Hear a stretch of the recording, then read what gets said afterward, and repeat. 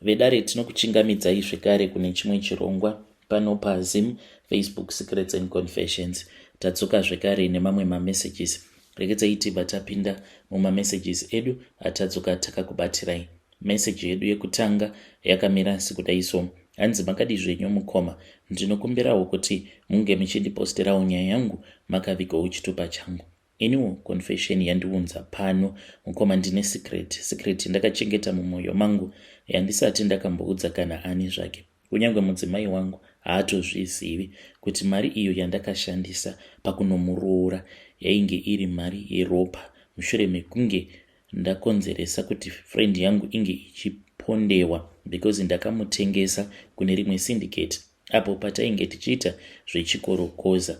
Mukomana shi ndakaroorawo uye zvekare ndine vana vangu vatatu ende ndine makore 47 years ekuberekwa. One can say I was blessed by God because kunyange kuchechi chaiko nditori nechinzvimbo, but vanhu vazhinji havazvizivi kuti kuita kwandakaita mari mukoma, this was after friend yangu yabva mukupondewa apo patainge tichiri kuchikorokoza.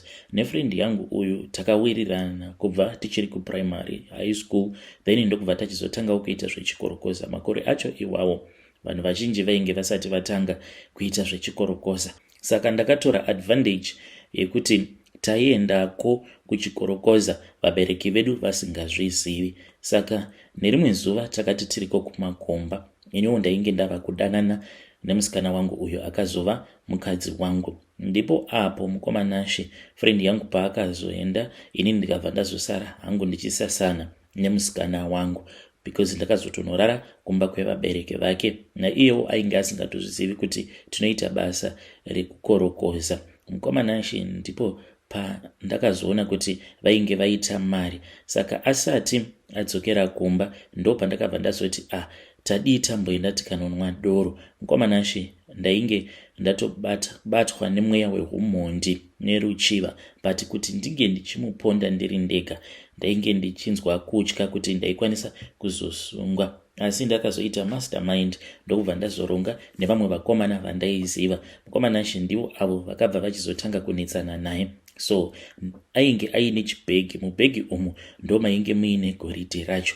Mukomanashi ndakangoti vachingonotanga kungonetsana ndokubva ndatora chisecho uchiya ndokubva ndatotiza sezvatainge takaronga. It was somewhere kuma past 2 pavakatanga kunetsana, vose vainge vakadhakwa. Mukomanashi ndakangoramba ndakamira nechekure ndichida kuona kuti zvaizofamba sei, saka iyewo aiva munhu aiva nesimba. Akanetsana navo varume vaya kwenguva refu kudzamara ndichizotizawo, but handina kuziva kuti pandakafuratira iye ainge atobayiwa nebanga pahuro. Ndakatiza mukomanashi handina kana kumboenda kumba kwegirlfriend yangu, ndokubva ndaenda ndikabva ndanokecha rimwe hure rainge risingatozvizivi kuti ndainge ndiine goridhe muchisecho. Mangwana acho makuseniseni ndo pandakamukira ndikabva ndapinda mutauni. Ndaiva neumwe bhaya wandainge ndichiwirirana naye ndikabva ndatengesa goridhe riya. Ndini uyo ndikabva ndachizokwira ndikabva ndazoenda kumusha ndikanogarako kumusha mukoma. Tichiita zvose izvi tainge tichitoziva kuti achasara ari munyaya ndiani, because vakomana vesyndicate riya iro randainge ndaronga naro. Mukomanashi vakomana ava vaifamba noumwewo mukomana aiita sekunge ainge asina kukwana, tikangoti rainge ritongori zimke ndo raitumwa zvose. Saka iye ndiye akabva azonzi ange achibvuma mhosva iyi nekuda kwekuti ainge asina kukwana. Akabva azongoti ndiye ainge akabaya friend yangu pahuro ndokubva afa, ndokubva azosungwa mukoma. Nazvino handitombozivi kuti achiri mujeri here kana kuti kwete, but kutopenga chaiko aitopenga zviya zvekuti munhu anokwanisa hake kushanda but rinenge ritori benzi. Ndiye watakazongosiya ari munyaya iyeye. So vakomana vaya vakati vaona kuti mufesi uya ainge asungwa, tainge takatotaurirana kuti tichazosangana kupi. Ivo vakabva vahaya motikari ndokubva vazouya tikabva tazogoverana mari. Zvose izvi takazviita musango. Imwe mari ndainge ndatogara ndakaiviga, saka kana rate yandakazovaudza kuti ndazochinjisa goridhe nemari yakati, ndainge ndakatovarova chekuseri nechekudhara ndikabva ndasara ndiine mari yakawanda. Ndakazogara kumusha mukoma for nearly 5 months ndigere kumusha chete. Then ndakazoti ndaona kuti nyaya iyi yainge yatopera, ndipo pandakabva ndazodzokera kuHarare. Pose apa ndainge ndiri in communication nemusikana wangu ndichimuudza kuti painge paine chipeace job chandainge ndichiita kumusha, ndichidzoka mukoma ndokubva ndazoronga nasekuru hanzvadzi yaamai, tikabva tatoenda ndokubva tachizonoroora. Mukomana ndakaroora mudzimai wangu nemari iyo yandakatorera friend yangu Nyakufa uyu.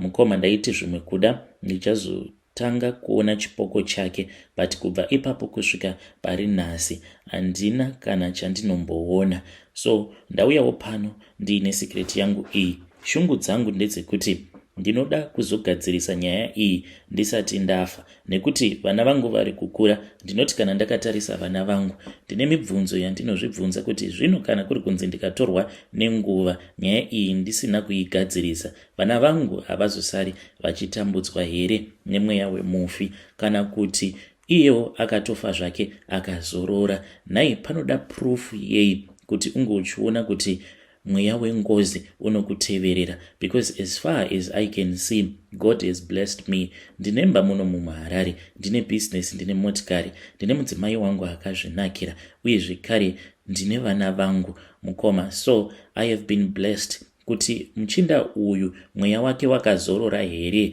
kana kuti achiri akamirira kuti nerimwe gore ndopa achazotanga kumuka ari mweya wengozi. Mukoma, kana mukaposta nyaya yangu ndizivisei, ndichange ndichizotevererawo ndiri mucomment section. Chii chinorakidza kuti uri kutevererwa nemweya wengozi? Vedare ndio message iyo yandakatumidzirwa ichibva kuna mukoma vedu avo. Zvakangoma hazvo vedu we. Hey, pakaipa. Handiti hanzi ngozi sometimes inokwanisa kuzotanga kunetsa munhu wacho uyo anenge akauraya, dzimwe nguva anenge atofa, yobva yachizotanga kunetsa manje. Ngatitaurei navo mukoma vedu ava, but dai makwanisa kuzvigadzirisa pachiri padhuze. Handiti muri kuti mari munayo, chingoshandisai mari iyoyo muzvigadzirisa. Zvimwe kuda munenge muchitya henyu kuzosungwa. Ngatitaurei navo mukoma vedu ava mucomment section.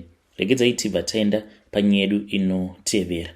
Nyedu inotevera yakamira sekudai so. Hanzi makadi zvenyu mukoma, ndinokumbirawo kuti muge muchindiposterawo nyaya yangu makavigawo chitupa changu. Ininiwo ndiri mudzimai uye zvekare ndine makore 24 years ekuberekwa. Mukoma nashi ndakaroorwa uye zvekare ndine mwana wangu 1. Ndakauyawo kuno kuSouth Africa nemurume wangu, iye ainge akamboroora zvake. Mukadzi wacho zvekare anogarawo anoshanda muno muSouth Africa, akawanikwa zvake, but mukoma mukadzi wacho ndiye akakonzeresa kuti ndinge ndichingozvudza kuti zvakangofanana, let me try to find my happiness somewhere else, because aindishungurudza nekuda kwekuti iye nemurume wangu vane vana vavo vaviri. Saka aizongoita zvimwe zvimadrama opedzera ava kutaura nemurume wangu. Apawo murume kuti ndige ndichimuonesa kuti munhu uyu kana ukamunzwa achiti vana kumusha zvazodai, it is because anenge achida kuti iwewe unge uchizotaura naye. Apa iye anotaura newe in secret, kunokutonetsana because unenge uchitaura naye, inini ndichinzwa, ende semukadzi ndinopedzerawo ndava kurwadziwa. So murume wangu iye ainge asingazvione until ndazotanga kutsvakawo happiness outside of marriage. Saka friend yangu mukoma nashi right now, iye ane blesser, ane imwe mbinga yake yaari kudanana nayo. Saka ndikudawo advice kubva kumhuri yeZimbabwe. Saka hanzi mbinga iyi iyo yakamuudza kuti ndinokwanisa kukupa 20,000 rands in cash kana kuri kunzi ukanditsvakira musikana wekuti unouya naye, because ari kudawo experience yekurara nevakadzi vaviri at the same time. Hanzi obva atipa mari. Iye ari kuti iwewe handizivi kuti anozokupa mari, but kwandiri akanditi ndinokupa 20k cash uchingouya chete neumwe wako muri vaviri, ndinobva ndatokupa yako, then uyo ndobva ndazongoona kuti ndomupawo mari. So mukoma nashi, I am in need of cash. Kubva zvandakatanga kuchita on my husband ndezviya zvekungonakidzwawo nekungofadza nyama dzangu, zvekuti unouchitongoti ndiri murudo nechiboyfriend changu, usina kana zvaunenge uchimbopiwa. So apa patori nemukana wekuti ndinokwanisa kuitawo mari. Mukoma Nashe, ndinokumbirawo kuti munge muchizondipostera nyaya yangu, ndichange ndichizoteverera ndiri mucomment section. Ndoenda here kuthreesome uku? Handisati ndakambozviita muupenyu hwangu. Vedare, ndo message iyo yandakatumidzirwa ichibva kuna vanzvadzi vedu avo. Zvakangoma hazvo vedu we. Hanzi ndoenda here kuthreesome. Pakaipa. Nai, is it a reason yekuti munhu angasvika pakuchita yekuti munhu nekuda kwekuti anotaura ne-ex-wife yake saka ndava kuchita? One. If it is a valid reason, please tell us in the comment section. Regedzai tibva taenda panyedu inotevera. Nyedu inotevera yakamira sekudai so. Hanzi makadi zvenyu mukoma, ndinokumbirawo kuti munge muchindiposterawo nyaya yangu makaviga chitupa changu. Ininiwo pandainge ndichiri kuZimbabwe, ndisati ndauya kuno kuSouth Africa, ndaitawo zvekudhraivha makombi. Mukoma Nashe, ndaiva neumwe mupurisa aigara achindishungurudza. Mupurisa uyu akazosvika pakufa nekuda kwekuti ndakazomupa mari yakagadzirwa. Ininiwo mukoma ndaioperata chitungwiza ndichienda CBD. Saka paiva neumwe mupurisa ainge akandivenga. Why ainge akandivenga? Inhau yekuti ndainge ndakanyenga girlfriend yake, girlfriend riya rikabva razondiramba. Saka ndainge ndava kungoramba ndichingonetsana naye mukadzi uyu because ainge akanaka. Ndokubva azoti ainge achida kuudza iye mupurisa uyo waainge achidanana naye. Ndakafungidzira kuti zvimwe kuda ainge ari majokes. So mufesi uyauya akasvika pakunditi, iwewe uchashaya kana kwekufambira, license iroro uchasvika pakunoridzosera kuVID.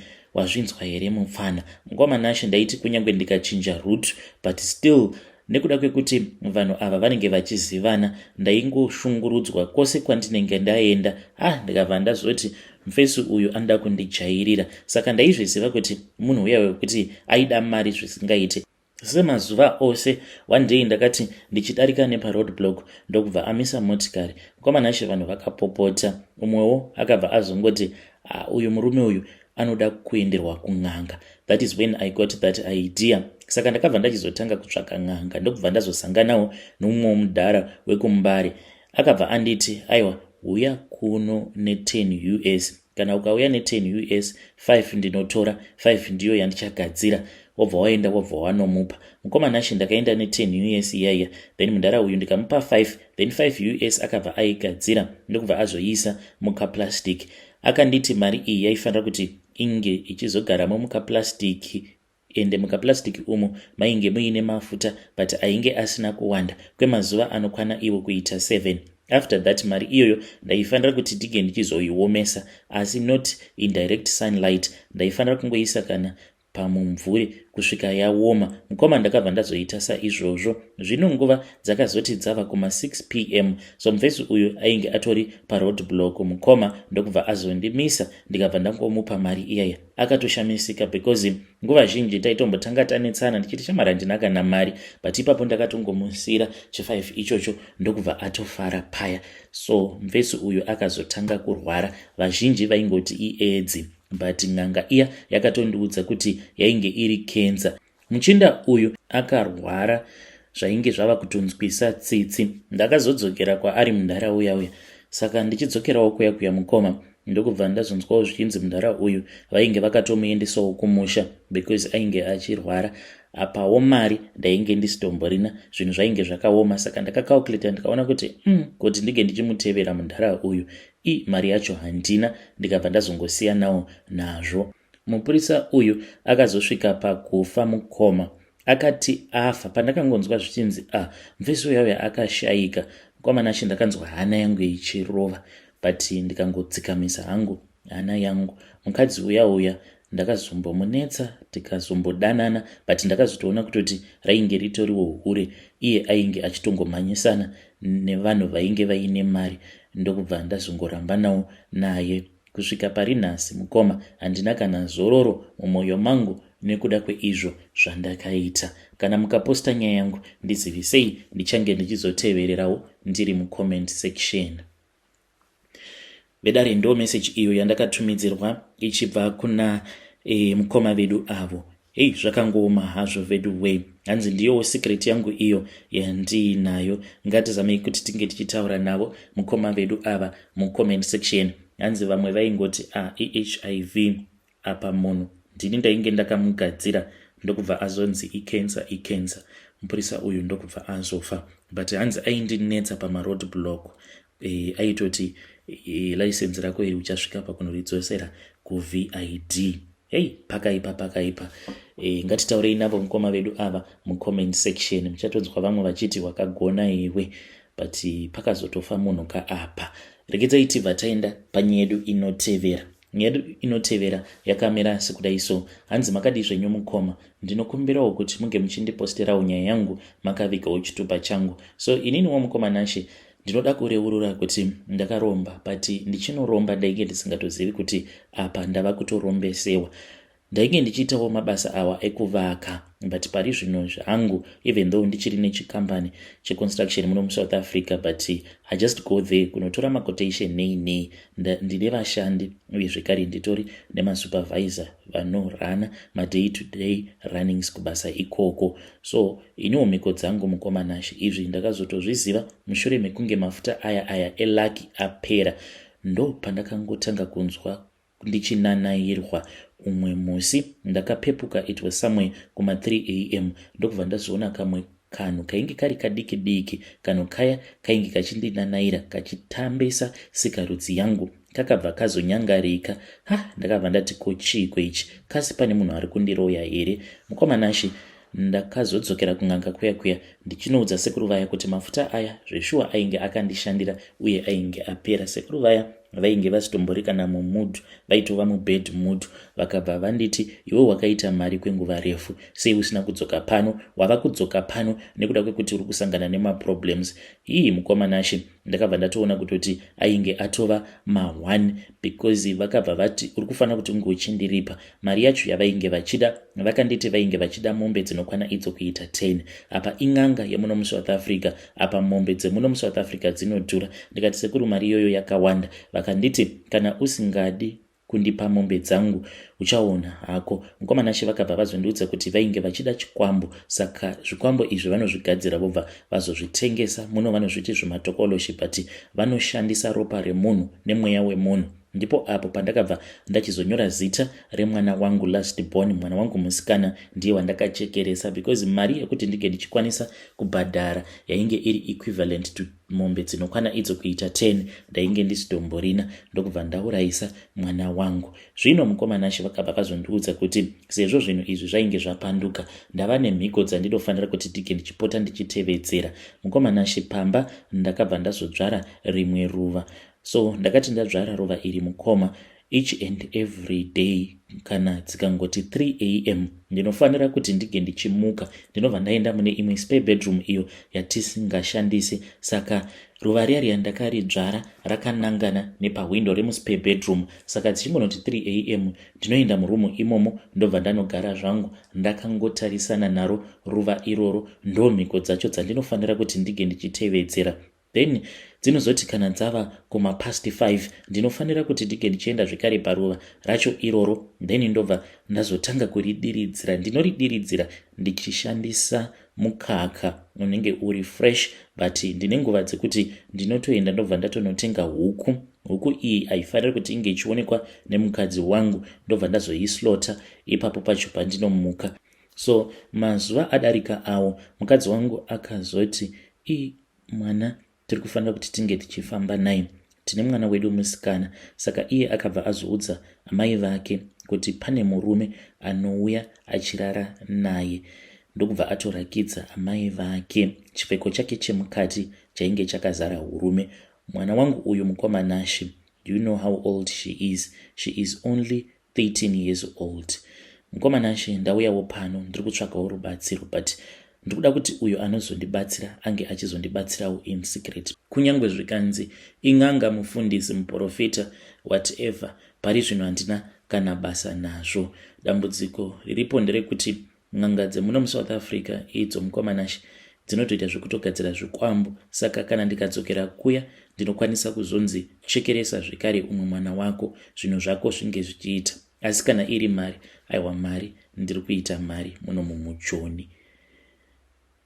Vedare ndo message iyo yandakatumidzirwa ichibva kuna mukoma vedu. Hanzi ndaita mari muSouth Africa. Ndakachekeresa mwana wangu. Miko dzacho hanzi na 3 ndinomuka. Ndobva ndangonogara muspare bedroom ndakatarisana neruva rangu iroro. Pakaipa. Ngatizamei kuti tinge tichitaura navo mucomment section.